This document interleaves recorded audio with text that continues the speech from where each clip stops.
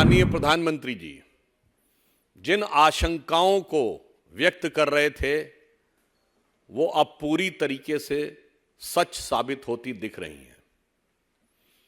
मुस्लिम आरक्षण का जिन इंडी गठबंधन के चिराग से बाहर निकलकर दक्षिण से लेकर अब गंगा के मैदान तक पहुंचकर पूरे विकराल रूप में भारत के आकाश पर दिख रहा है।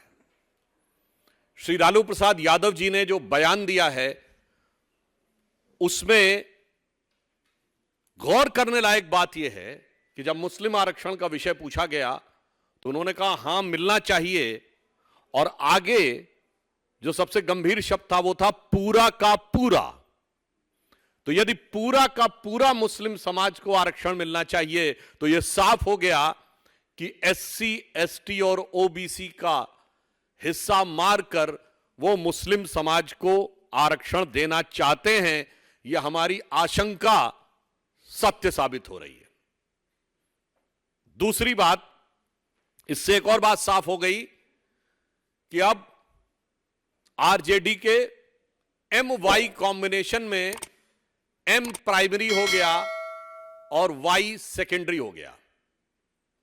हम जात बिरादरी के नजरिए से नहीं देखते, परंतु जो प्रचलित धारणा के अनुसार एम का अर्थ मुस्लिम और वाई का अर्थ यादव माना जाता था, तो इसका अर्थ हो गया कि अब मुस्लिम प्राथमिक और यादव दोयम दर्जे का हो गया। क्योंकि जब पूरा का पूरा होगा तो वो किसका पूरा का पूरा लेगा और किसके में से काटेगा, इसको समझने के लिए कोई रॉकेट साइंस की जरूरत नहीं है कि संविधान किसके आने से खतरे में होगा।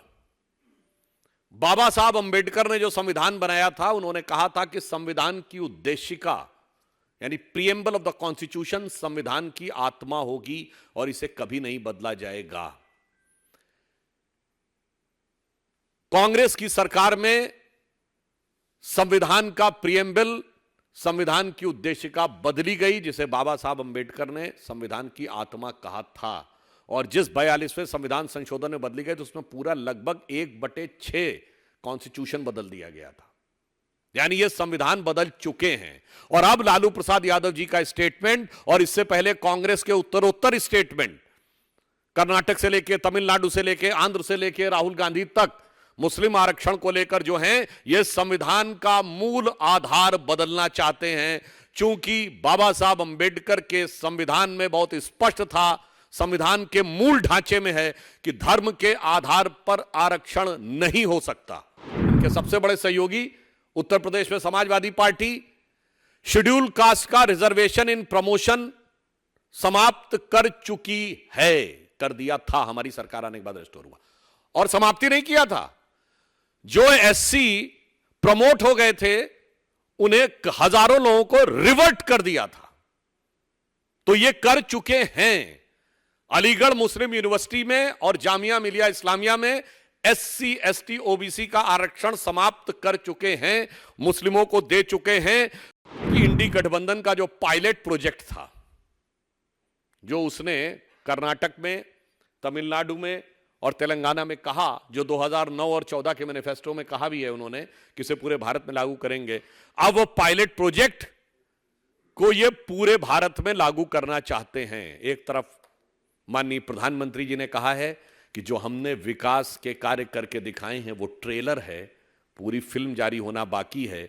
इनका ये ट्रेलर था जो पहले कह चुके हैं, अब मुस्लिम आरक्षण की पूरी फिल्म जारी होना बाकी है।